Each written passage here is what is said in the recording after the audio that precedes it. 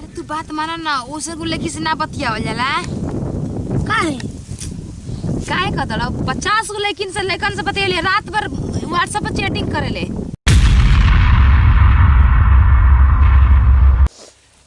ऐसा का भइलो सखी, इतना दुखी काहे बालो, इतना उदास काहे बालो? का कहीं सखी, हमरा कुछ नहीं के बुझात। घर से हम खूबे परेशान बानी। घर से परेशान? कैसन परेशानी का हो गइल तारा? तारा के तो पता बना सखी, हमार घर वाला कैसन बन जा सब जना।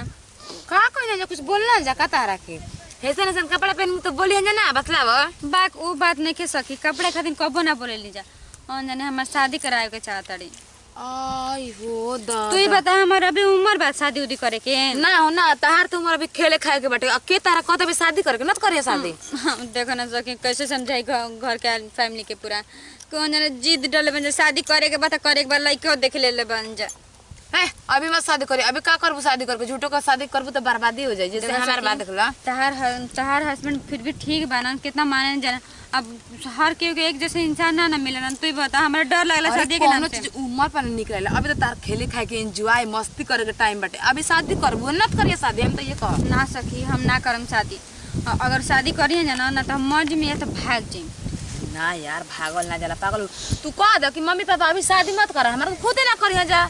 नहीं खन जमाना तो हम कैसे कहती गुंजाने के ना शादी करे जा।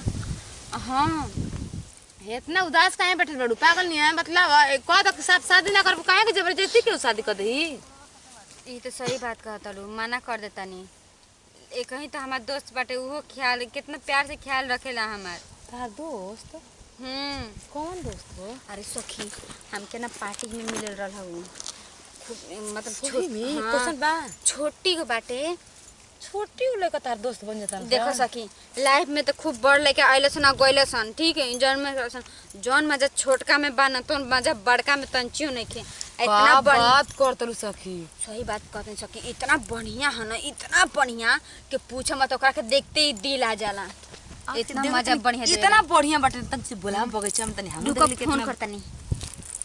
अरे बाप रे, हेती चुके दोस्त दिन कर कहां मिलतन सा। अरे सखी, इतना बढ़िया मजा देवे रहा ना कि पूछो मत को। अच्छा तनी बोलाओ त हमहू देखल तार दोस्त कैसन बाटे कि तारा कितना मजा देता है। लगाओ तनी ध्यान से सुनत रही। घंटी जाता। हाँ हेलो, हाँ करी जा। आवाज तो बड़ा मस्त बा। कहाँ बालो? घरे घरे क्या करतल पागल?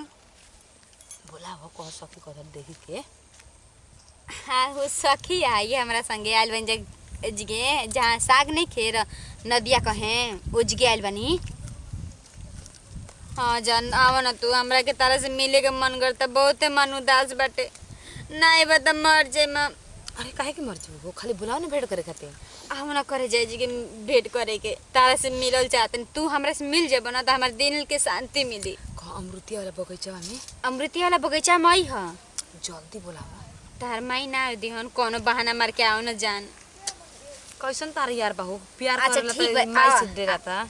हाँ ठीक बा, आओ। पागल हुआ आओ तनन, उनको पीछे ना मम्मी पापा बन जाए। सही में? हाँ लेकिन एक बात बोली सखी, बहुते अच्छा हूँ। अगर सच्ची पता है कितना सुकून दे रहा उनका संगे रही ना हमारे इतना सुकून मिलेला ना कि जैसे लग रहा कुल दुख दर्द सब भाग गए। इतना तारा से प्यार करनो? हाँ बहुते अच्छा। ठीक बेटे, हम देखते बन तार यार कैसन बनाता से कितना प्यार करना। कद वो पार्टी में तो हैंडसम लेके आवे ना से एकदम से। हैंडसम ना कर, हैंडसम पर मत जी सुंदरता पर ओकरा पे जो वो कितना अच्छा टे, इतना भरपूर प्यार देवेला। ठीक बच्चा ला देखा तनी कब यार है तार आवे ना आवते हैं। हम जब कह देनी ना खातिर तो वो पगला हमारा मिस से मिले खातिर एकदम बेचैन।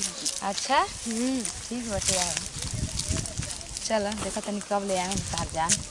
एजी भी रहे का, एजी के इंतजार करे तो भाई एंजॉय मस्ती कर। हम तो ये कहब कि शादी उदी मत कर, अच्छा रही। हाँ सखी, हम शादी ना करम। हम पगला के ओकरा के छोड़ के केहू से शादी कर सकी ना, हम ना कर। बतलाओ अभी शादी कर जाए जा क्या करत लू आज ना ना मत करे जे। ए जे कुछ नहीं करते जे के ये तार करे जा ना तारे के हम एगो बात क्या हो? ई हमर सखी है। अच्छा बैठा ना। बैठे के तो तंची मन के करते, लेकिन तू आ गेल ना हमरा के बहुते अच्छा लागत है। तारा चुकी लड़का ले प्यार करत दिए कहत दी कि ए जा का कर रहे हो बच्चा में? बगीचा में जान हमर सखी आइल रहले लेकर साग खाए खाती ल तू खा ल हम एकरा के पटा के देखी का ए जान हमानी के तो पुआरा के गला में मिलत रहनी है देजा का करेलू हतू अरे जान तोहरे से मिले खातिर कितना मजा आवता टे हेती चुकी लेकिन पता बजा हमार शादी के एकदम करल जाता मजा बड़को लेकर ना कि और से रुक रुक कोनो बहाना करके पटावे दे इसे तारा के बोलनी हम का कोरी तू तो कहलू कि हम अपन माई बाबू के मना ले नहीं कुंज मान निखो जा मानो तो ना ई का कहत रहो तू का बा हमार माई बाबू के अच्छा मान बा ना